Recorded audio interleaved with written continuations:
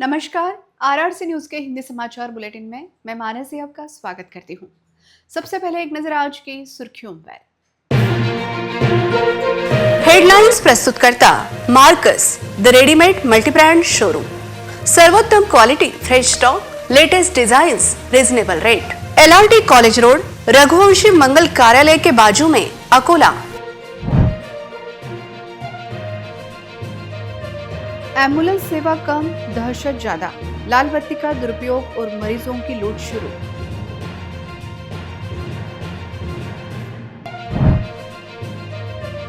High beam lights का दुरुपयोग बढ़ा, आंखों पर हो रहा बुरा असर। पुलिस की कोई कार्रवाई नहीं, 4 पहिया वाहनों में बढ़ता दुरुपयोग। भाजपा के श्रीचंद तेजवानी अमरावती के महापौर, युवा स्वाभिमानी के सचिन भिंडे उपमहापौर निर्वाचित।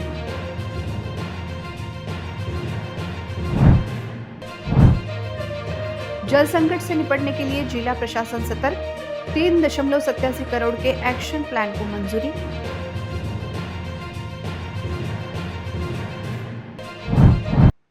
अब समाचार विस्तार से। मरीजों को जीवनदान देने के लिए बनाई गई एम्बुलेंस सेवा अब अकोला शहर के आम नागरिकों के लिए दहशत और लूट का अड्डा बन गई है। शहर में एम्बुलेंस चालकों द्वारा सरेआम नियमों की धज्जियां उड़ाई जा रही हैं, लेकिन क्या आरटीओ और शहर यातायात शाखा जानबूझकर अपनी आंखें मूंद कर बैठी है? यह गुस्से भरा सवाल अब अकोला की जनता पूछ रही है। गाड़ी थांबव,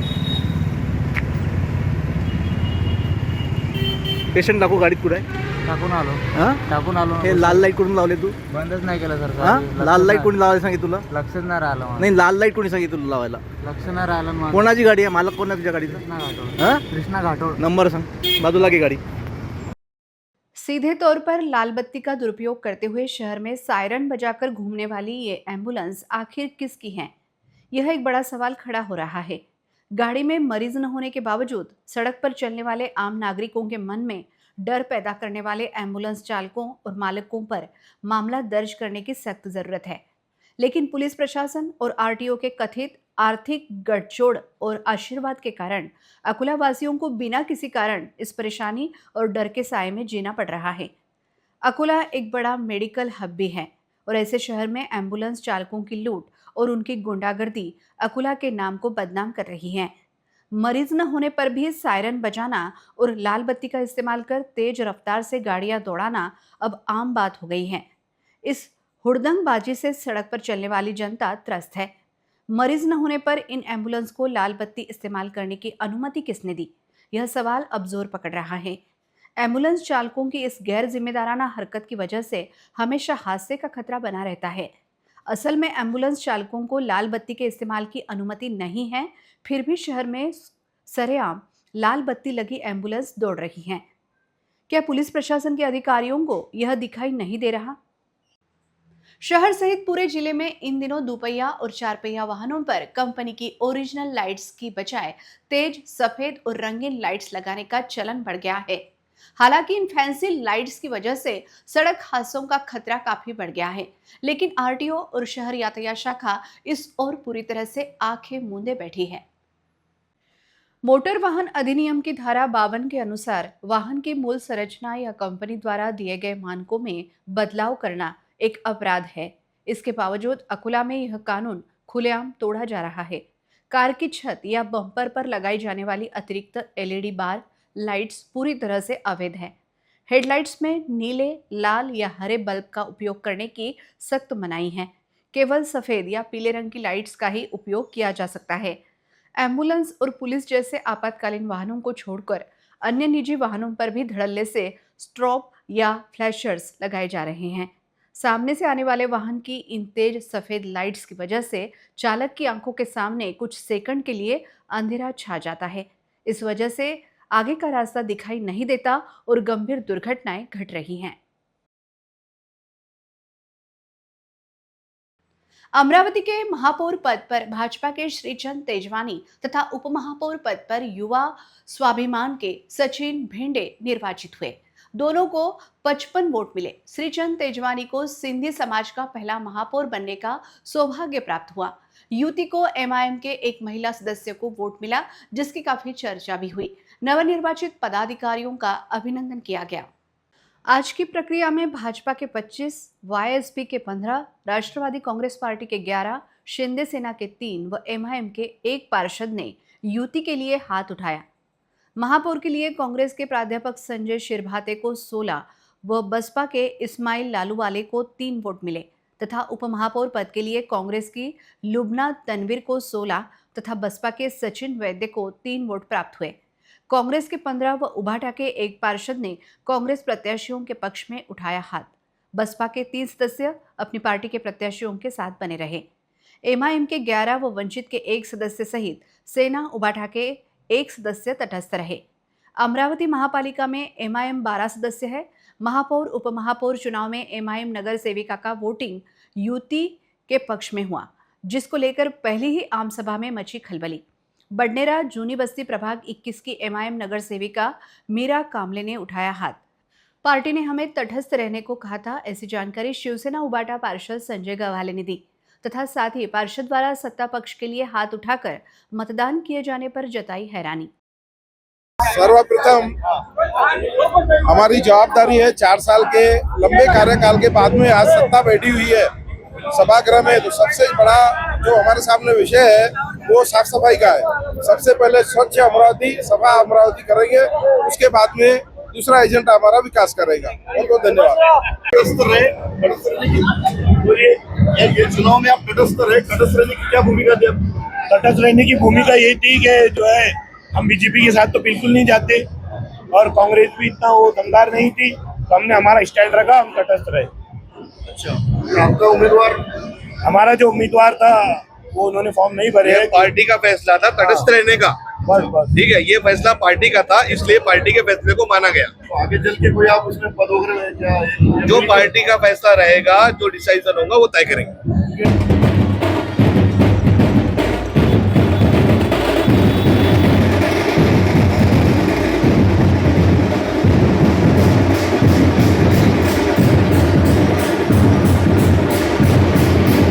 अकोला जिले में इस साल गर्मियों के दौरान पानी की किल्लत न हो, इसके लिए जिला प्रशासन ने अभी से कमर कस ली है।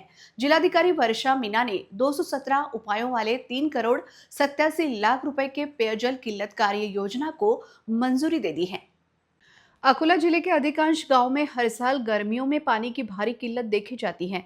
इस समस्या के समाधान के लिए ग्रामीण क्षेत्रों में विभिन्न उपाय लागू किए जाते हैं। इसी क्रम में जिलाधिकारी वर्षा मीना ने इस वर्ष जिले में कहीं भी पानी की कमी न होने देने के उद्देश्य से 3.87 करोड़ रुपए के बजट को स्वीकृति दी है। यह प्रस्ताव जिला परिषद के मुख्य कार्यकारी अधिकारी द्वारा जिला प्रशासन को सौंपा गया था। संभावित जल संकट को देखते हुए इस योजना में जिले के 188 गांवों को शामिल किया गया है।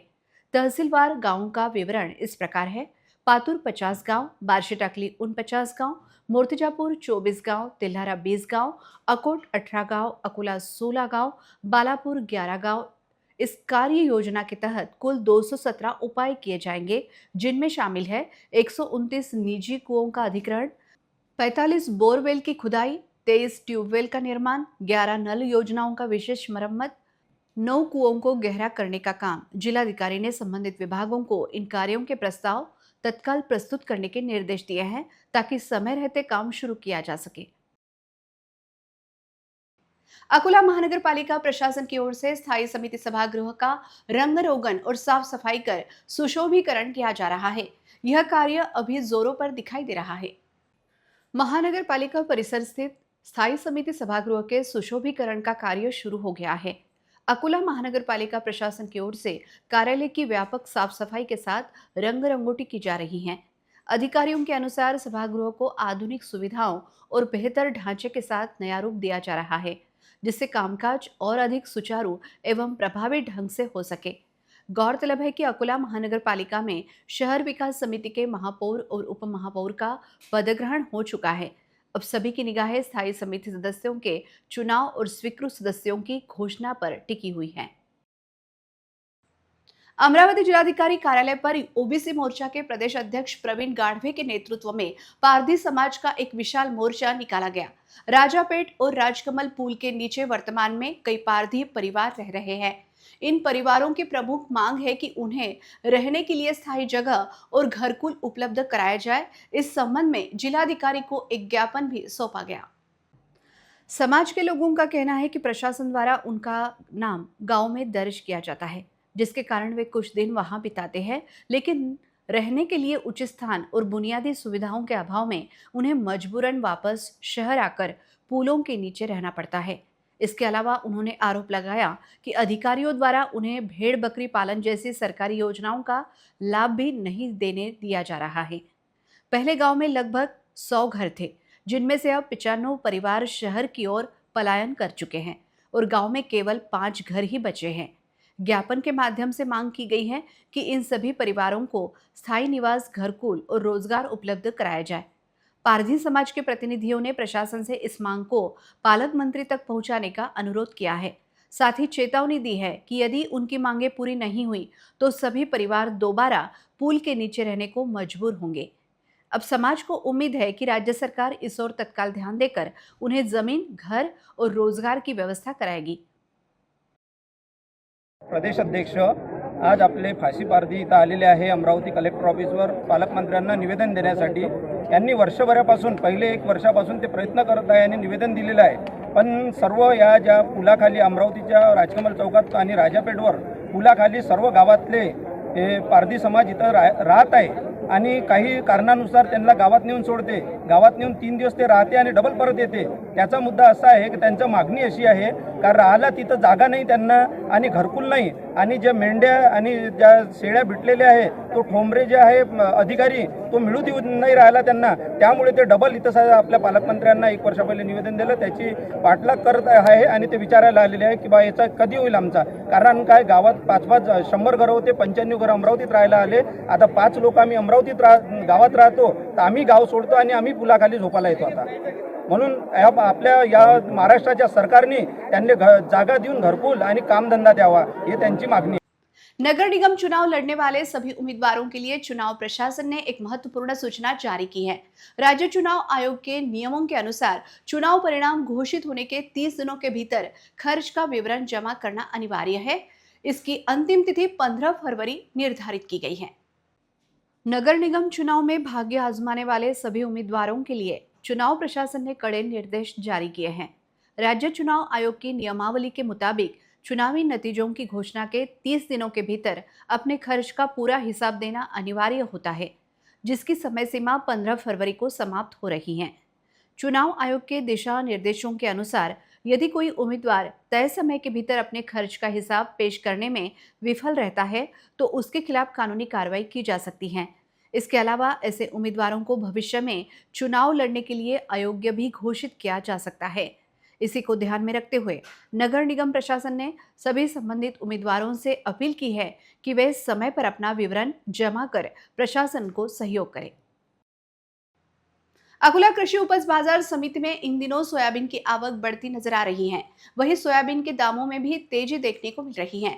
बाजार में सोयाबीन के भाव इन दिनों 5,300 रुपए से लेकर 5,600 रुपए प्रति क्विंटल तक पहुंच गए हैं। इससे किसानों में उम्मीद जगी है कि आने वाले दिनों में भी दामों में और बढ़ोतरी हो सकती है। अकोला कृषि उपज बाजार समिति में रोजाना बड़ी मात्रा में सोयाबीन की आवक हो रही है। व्यापारियों के अनुसार गुणवत्ता अच्छी होने के कारण सोयाबीन के दामों में 300 रुपए तक की बढ़ोतरी दर्ज की गई है। वर्तमान में सोयाबीन 5,300 रुपए से लेकर 5,600 रुपए प्रति क्विंटल के भाव से बिक रहा है। वही किसान इस बढ़त से संतुष्ट नजर आ रहे हैं, लेकिन उनका कहना है कि लागत खर्च को देखते हुए अभी और बेहतर भाव मिलने की आवश्यकता है। किसानों को उम्मीद है कि आने वाले दिनों में बाजार में मांग बढ़ेगी और सोयाबीन के दामों में और तेजी आएगी। फिलहाल बाजार में बनी इस तेजी से किसानों को थोड़ी राहत जरूर मिली है, लेकिन वे अभी भी अच्छे और स्थिर भाव का इंतजार कर रहे हैं। मी बाजार समितीमध्ये आज सोयाबीन घेऊन आलेलो आहो। आजचे जे भाव आहेत आजच्या तारखेचे भाव हे 54, 55, 56 असून थोडे समाधानकारक जे म्हणता येतील आणि याच्यापेक्षा जर वाढतील तर फारच चांगलं राहील। मी केशव कळमकर, कास्तकार। यावर्षी सोयाबीनचे भाव मागच्या वर्षीपेक्षा 1000 रुपयाने जास्त आहेत, कारण लोकांनी 42 सुद्धा विकलं, आज 57 म्हणजे 56-57 चाललं आहे। काहीतरी 50 रुपये महिन्याच आहे, पण तरी पण लोक विकत आहे आणि भावाची क्वालिटी पाहून आहे. तर माल चांगला असला भाव चांगला मिळतो, तर माती असले माती भाव निघतो. त्यामुळे आज यावर्षी समाधानकारक आहे आणि 6,000 व्हायची शक्यता आहे.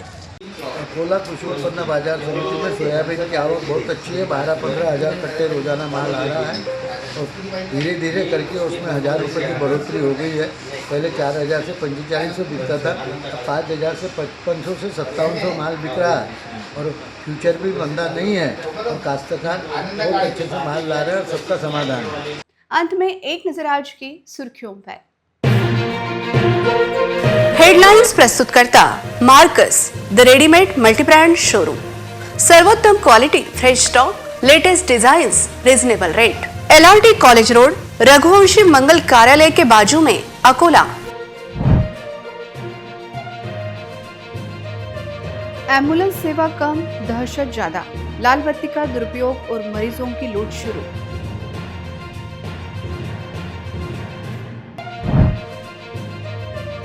हाई बीम लाइट्स का दुरुपयोग बढ़ा, आंखों पर हो रहा बुरा असर।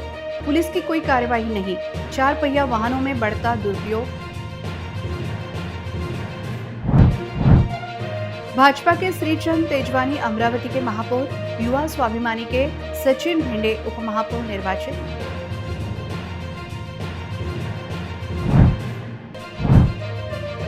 जल संकट से निपटने के लिए जिला प्रशासन सतर्क, 3.87 करोड़ के एक्शन प्लान को मंजूरी।